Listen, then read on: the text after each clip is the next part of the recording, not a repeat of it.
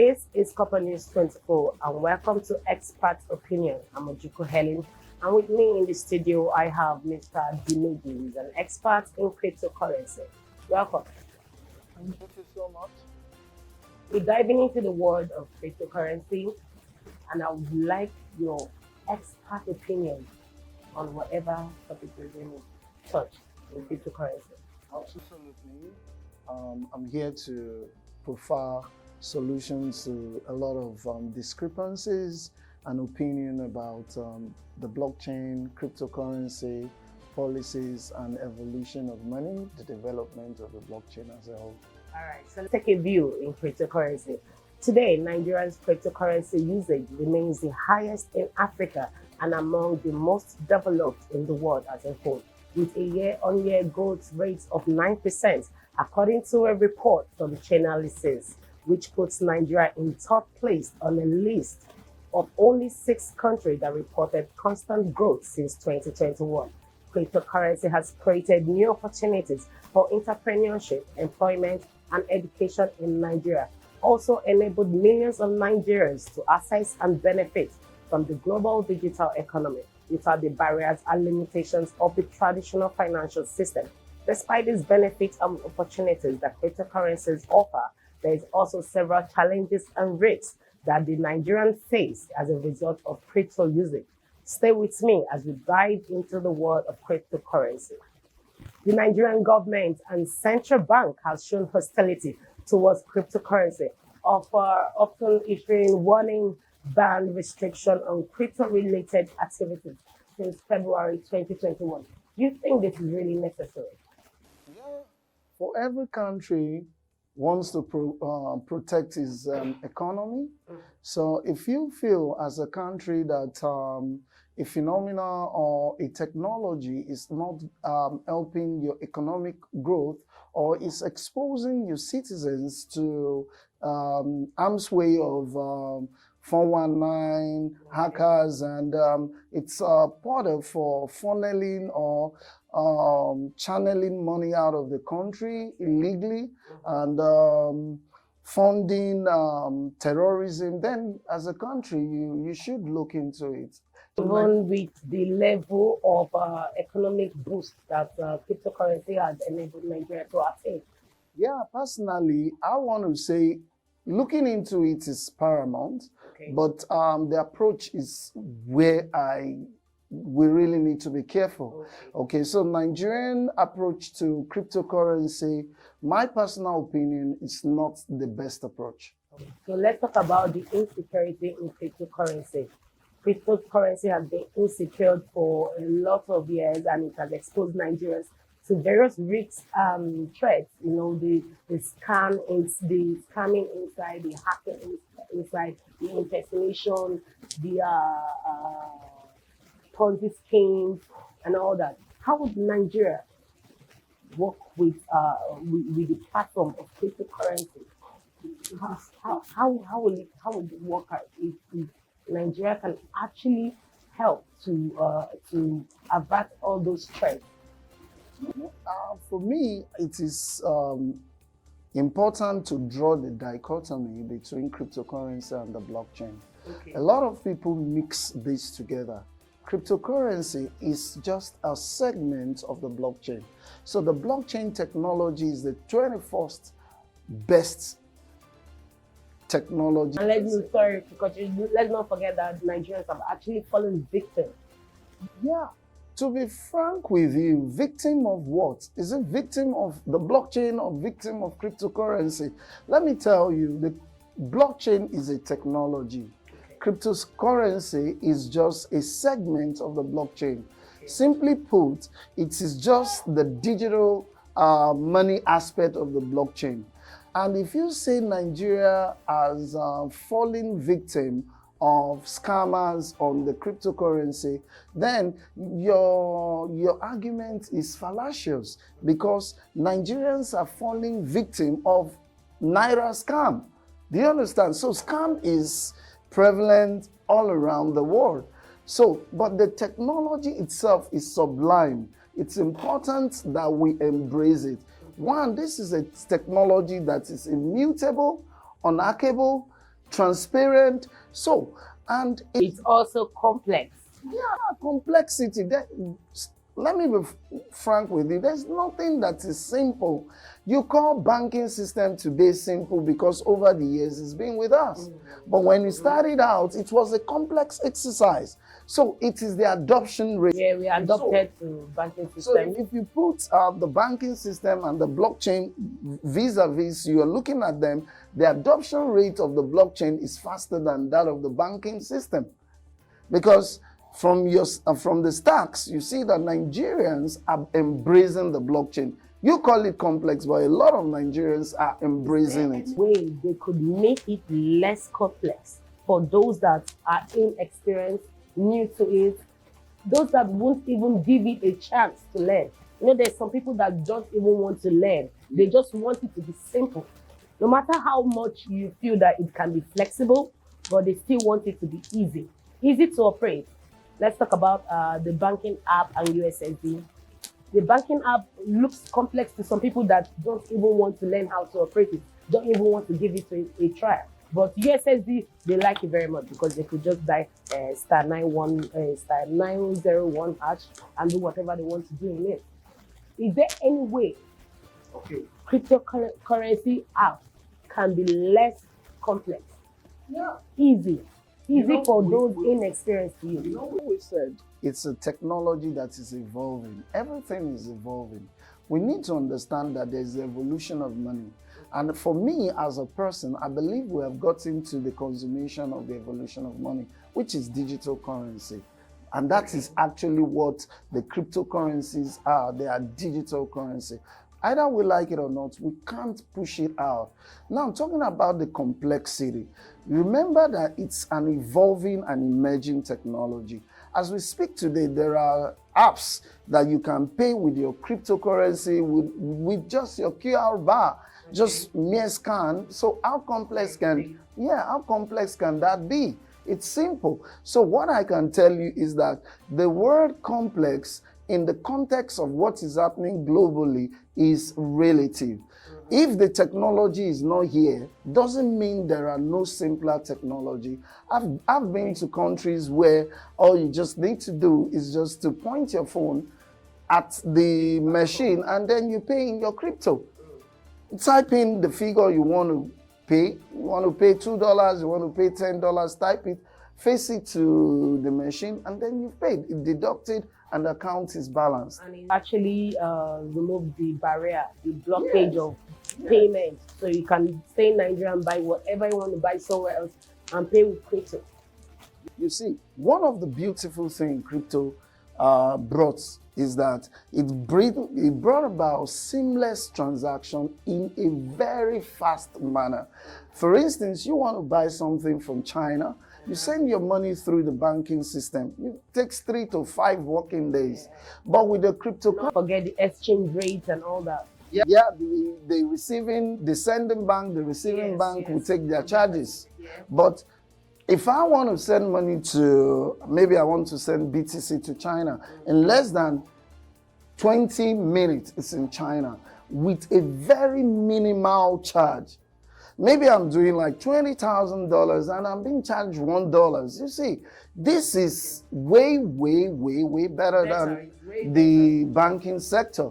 So for me, I feel that what we should do is to up our games. You understand? Bring the banking sector to the point where they can operate on the blockchain system.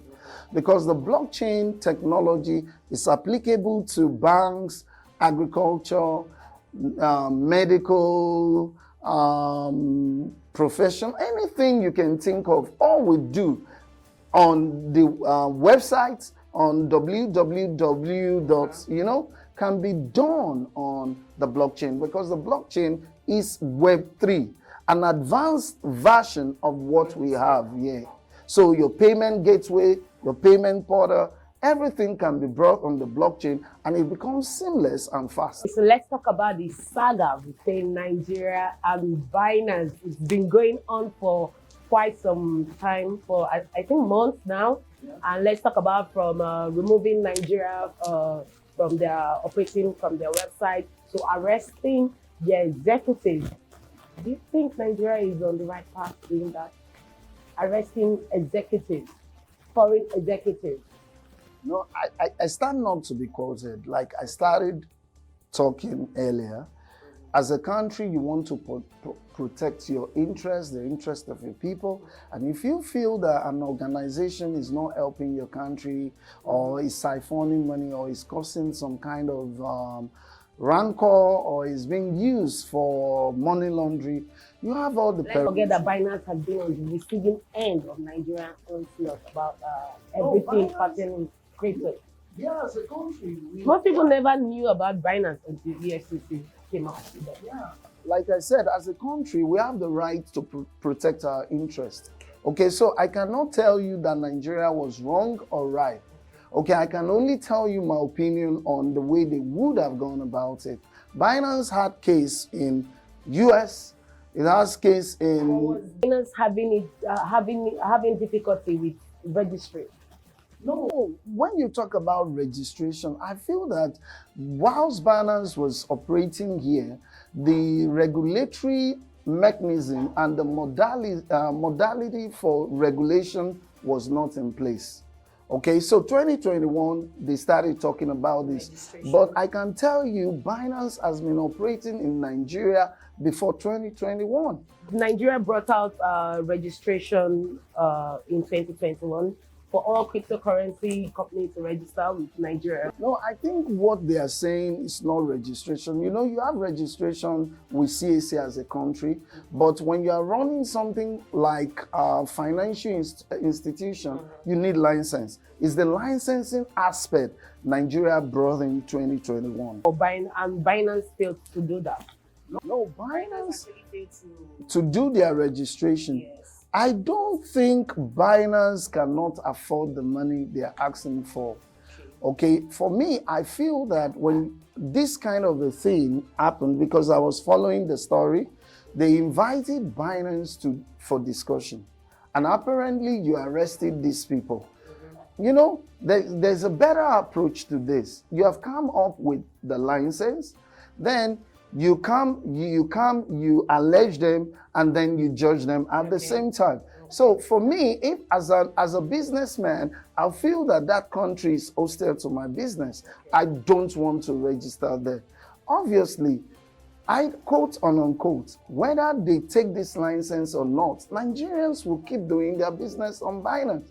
So it now tells on those people who do their business on Binance now. Because what Binance didn't shut its operation. It just took out a segment of their operation where Nigerians can exchange Naira out.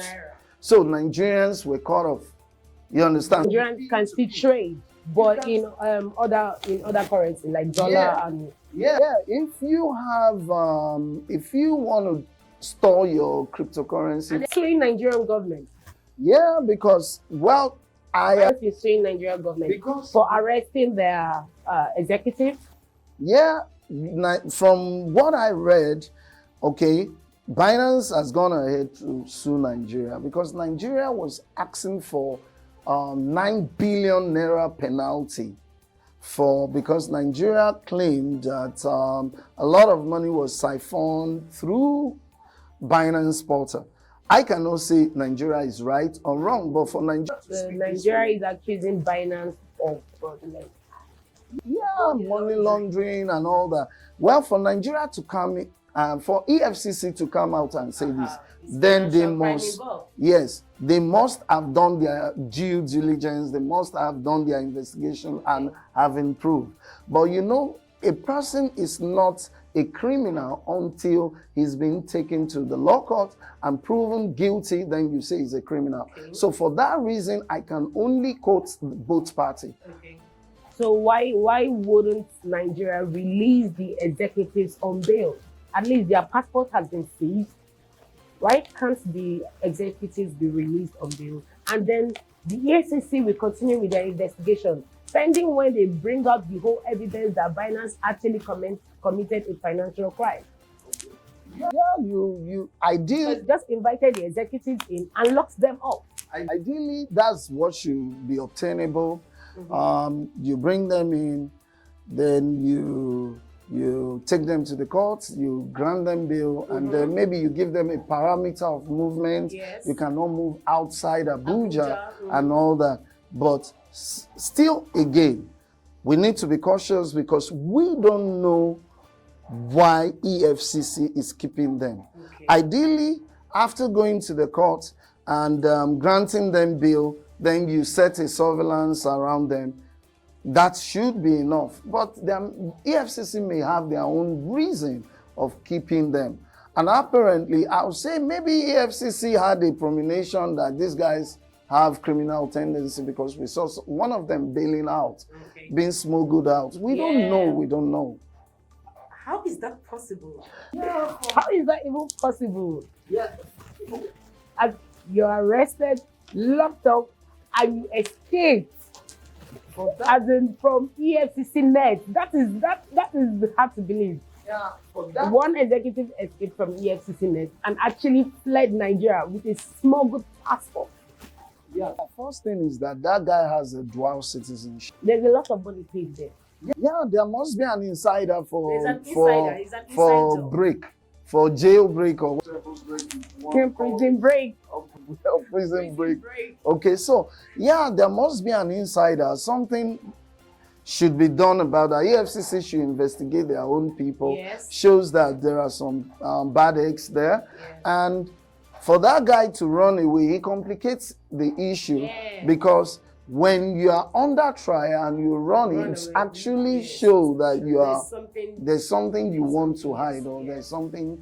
The remaining two, are they still with EFCC? Because I've not seen that. I heard that Nidem Ajawala or something escaped. The remaining two were for now off heard. Nobody has heard anything about them. Okay, for now there were three. There were three that were arrested. Then the remaining two, nobody heard anything about them. Yes, for now, the media has been very silent about them. I don't have present current news. Nothing, yes, because it's whatever they bring out that we can work on. Yes. Okay, let's talk about Nigerian court. The court actually ordered the Binance executive, to actually release a comprehensive information about the persons using their app. Isn't that a breach of privacy? No. Well, to a large extent, when you run this kind of a business, you are expected to do KYC. That's know your customer, and which Binance usually would do. But asking them to produce the detail of people transacting, as long as it's from the law court, it's allowed. Okay. Yes, you are not allowed to divulge your client's detail. That's the truth.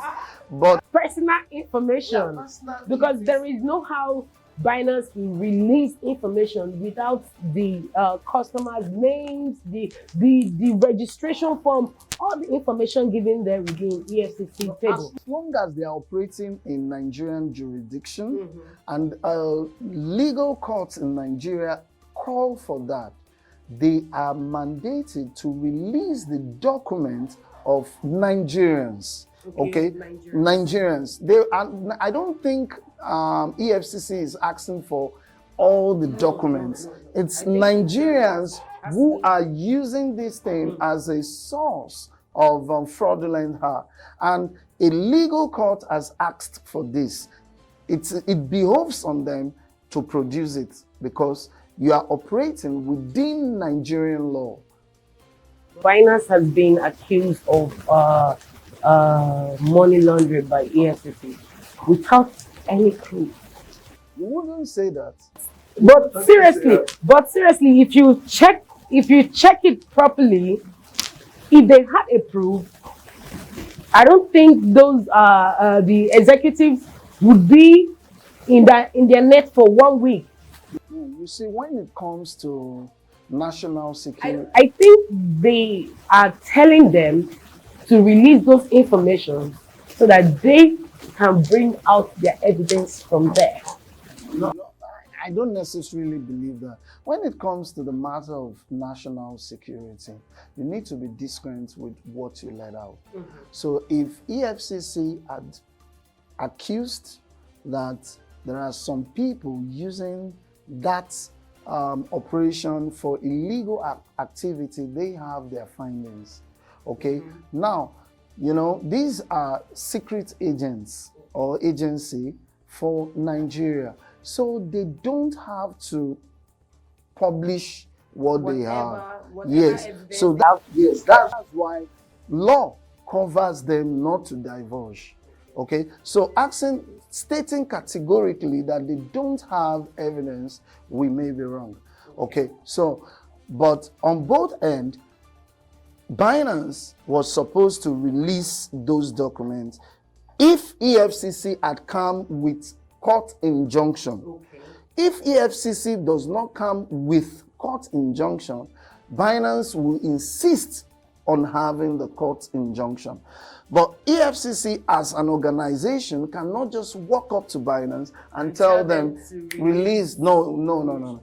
EFCC had to go to the law court and get an injunction that there are some people using this as a funnel or as a portal for illegal activity. With that, then Binance can release information. So let's talk about the impact on the economy. I tell you, let's talk about the ratio first, positive, negative. For me, now, positive and negative impact in Nigeria economy. For me, as a person, it has a negative impact. Yeah, it has a negative impact. Let me give you my thinking, my thoughts about this. If you look at the level of unemployment in Nigeria, it's alarming. And if you look at the ratio of people who are in the crypto space, they are the very young ones who are unemployed. This gives them something doing, because they could speculate, they could, they talk about, if I don't want to get into speculation, because if I get into speculation, we'll be going into the matter of central bank again.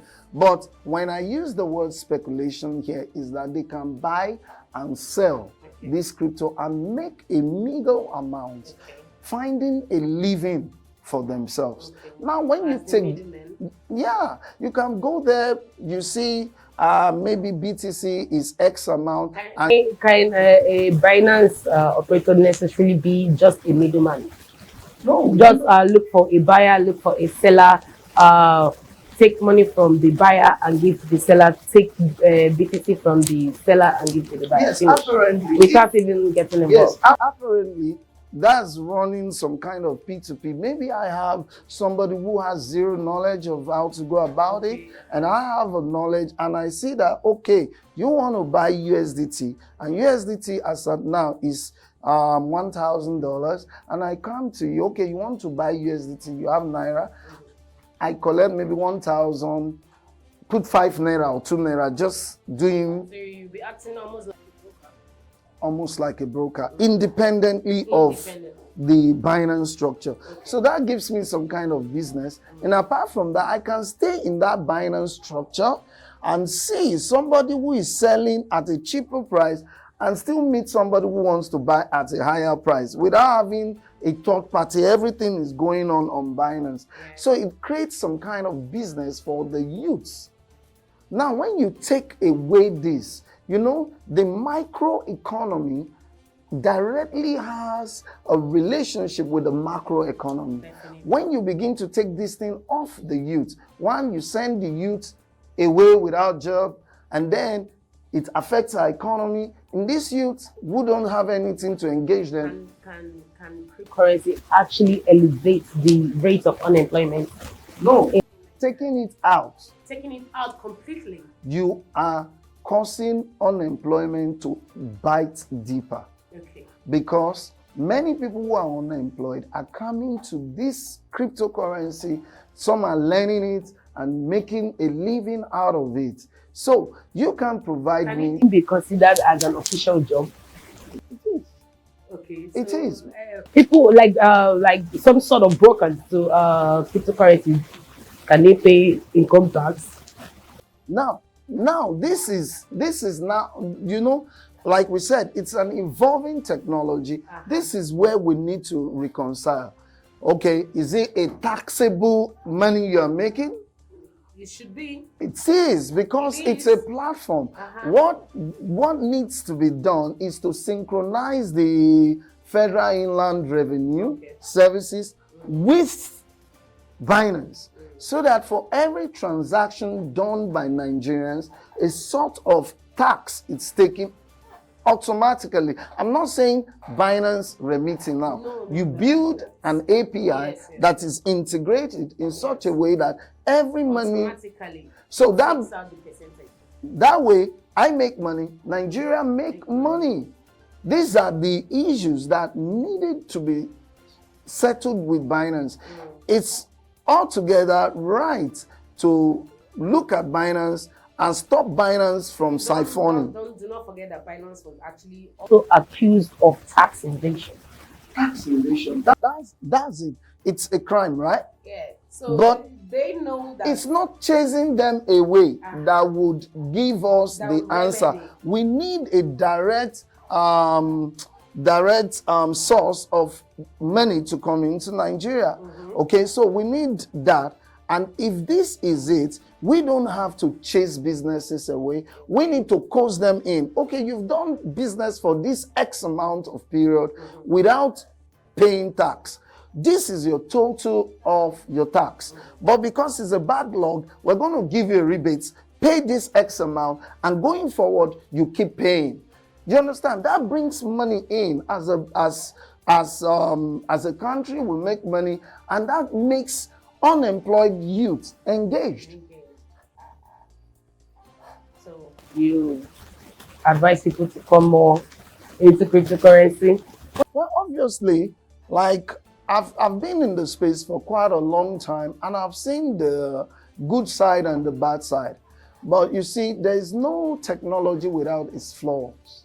Okay, when you say people are using it to hack their Ponzi scheme, no, Ponzi scheme can be built using Naira. Ponzi scheme can be built using dollar. Ponzi scheme can be built using crypto. Crypto is not the Ponzi. It's a system that people are building. So what I personally would advise a country like Nigeria to do is to look at this technology and see how we can tap into it. It's a fantastic technology with different challenges, but these challenges are surmountable. Bring our economy to the point where we have a digital Naira. Nigerians will adapt to digital money. Digital money. Adaptation is an instinct of humanity. People are not even, that's the point. Some people are not even used to, so they're not even used to being away from the traditional way of banking system. But the banking system. And now, okay. We have not even left the traditional, not talk about the analog, then going to the digital. That's a far shot. Yeah. You know, talking from the market women aspect, from the illiterate on the street that do not know how to operate. Some people don't know how to operate a phone. Okay. Now let me tell you something. Let's talk about operating digitally financial system. We cannot say because of this we should live in Stone Age. We should be out of what is going on. No, remember that anything digital normally will kill analog. We had analog phones. Digital phone came. Where are the analog phones? We had the postal service. Email came.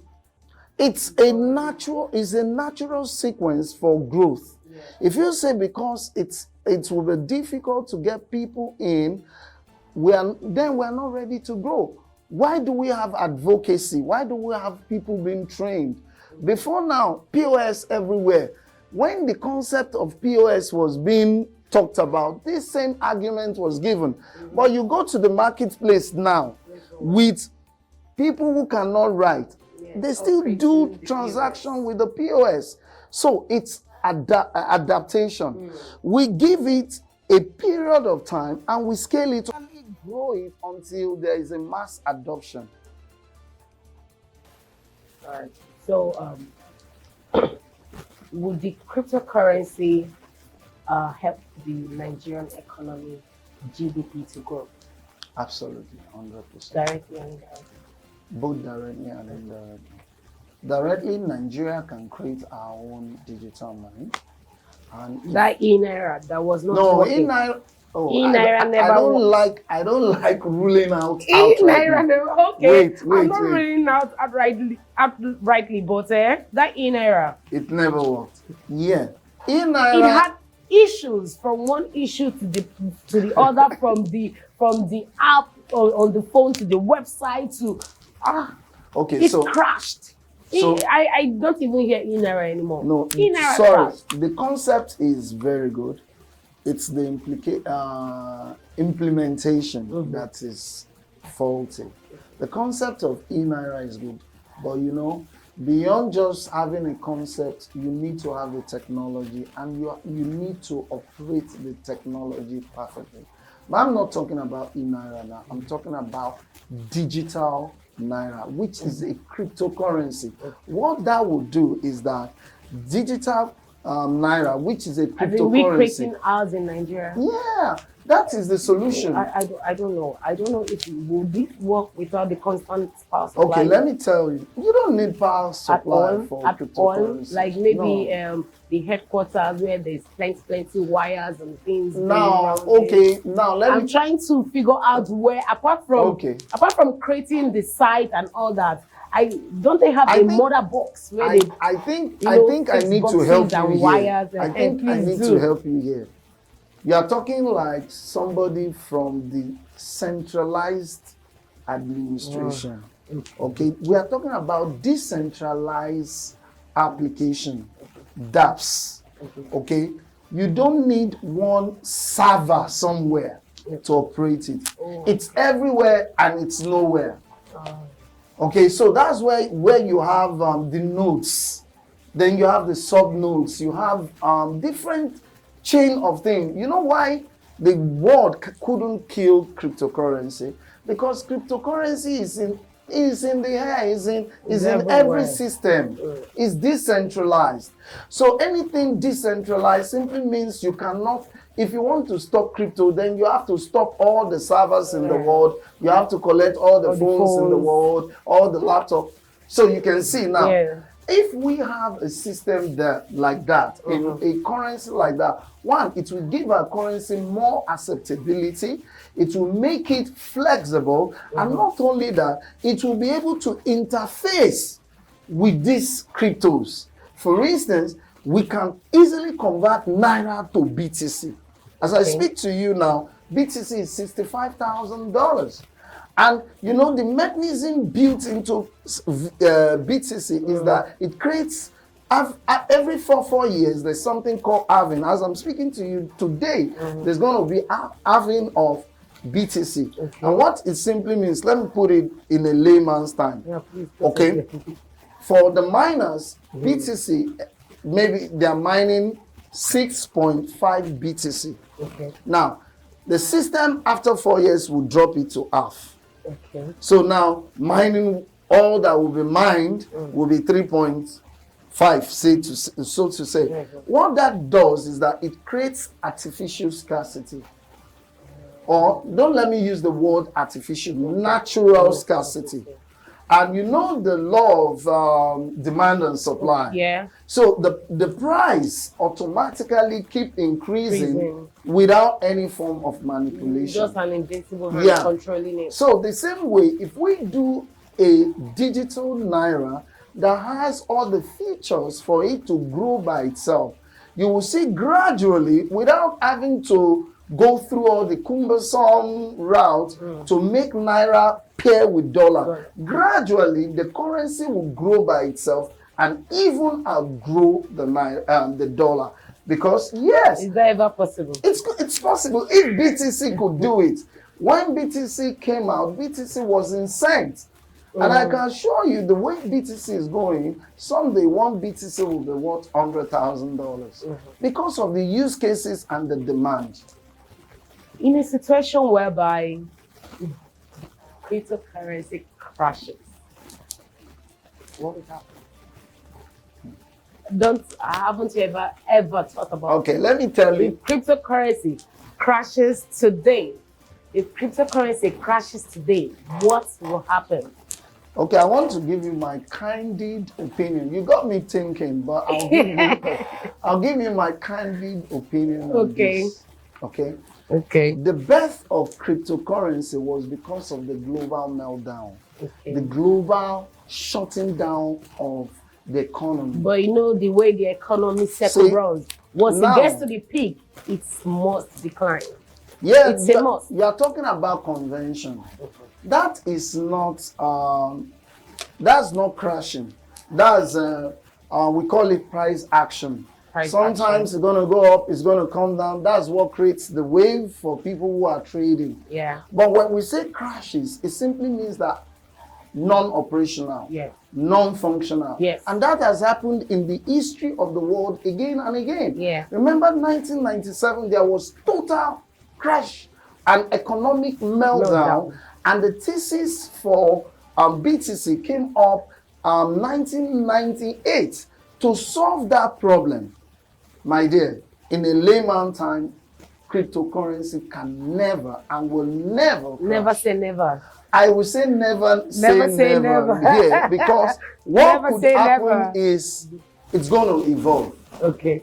What I say will happen to cryptocurrency in future is there's going to be fiat. Is it going to depreciate then rise up again? No. Continue with that cycle? That cycle is normal. Even with fiat, when I say fiat, I'm talking about physical money we all are talking about. It's normal. Sometimes it will rise, it will fall because of economic market force and economic force. But I'm talking about it being obliterated, no more in existence. It's never going to happen. But I can see into the future. What I see in the future, today they are fighting this technology. But by the time the world government understand this technology, there's going to be a synchronization whereby every country will have its own version of cryptocurrency. And among the cryptocurrencies, there's going to be mergers. So maybe there won't be, now we have over 5,000 cryptocurrency. Some of them will die natural death, and some of them will be absorbed, into the bigger ones. So I'm looking at maybe a big 3 or a big 5 that will be in existence, and then there will be currencies to pair with them in digital form. So in the nearest future, are you seeing cryptocurrency as something that will take over the place of money? I'm seeing in the nearest future that they will teach our children and show them that look at what your forefathers called money, and they will laugh in the class. Because as at that time, this thing you see with me will not be. Every money will be digitalized. So let's look forward for the digitalized money. Yeah. Right? That's where we're heading to. That's where we're heading to. Yes. And you feel that it's going to stand the test of time? It is. Because what is inevitable is change. Change is inevitable. And when change comes, you may try to stop it, you may start fighting against it, but you can't stop it. Let me give you a typical example. When the .com boom started, it was like, it's not going to work. You remember those days? Wow. I remember those days we used to do pen pal. So you write letter to somebody in the US, you are waiting for your pen pal, and then when you get it, but now, in a split second, you can communicate with somebody in the US, be either text, audio, or video. This is where we are going, and all these things, we started from text, gradually audio, we had a analog version, then it became digital version. The same way video, we had analog version, we have digital version. Why won't we have analog version of money and eventually digital version of money? This is the thought. All right.